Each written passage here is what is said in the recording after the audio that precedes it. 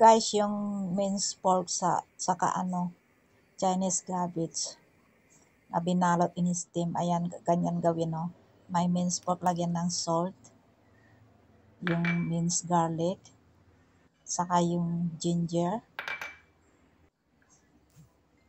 then spring onion, at saka yung carrot. Nilagyan ko, mas masarap kasi pag may carrot siya. Saka light soy sauce, oyster sauce, then yung magic sarap, nilagyan ko para mas masarap. Saka isang egg. Then, i-massage lang natin siya, guys. Lagyan ng black pepper. Yan, massage natin siya. Hanggang sa maging okay yung pork, nag-mince lahat. Tapos yan, yung Chinese cabbage, ibabad sa salt. Then, i-boil natin siya. Lagyan ng konting oil.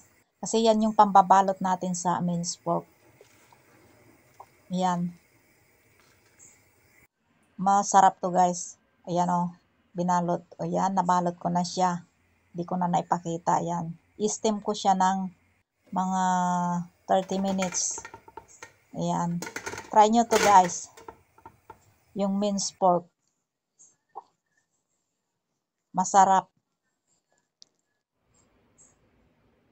Ayan na, na-steam na siya. Sausaw na natin. Kung gusto nyo yung mainit na oil, yan.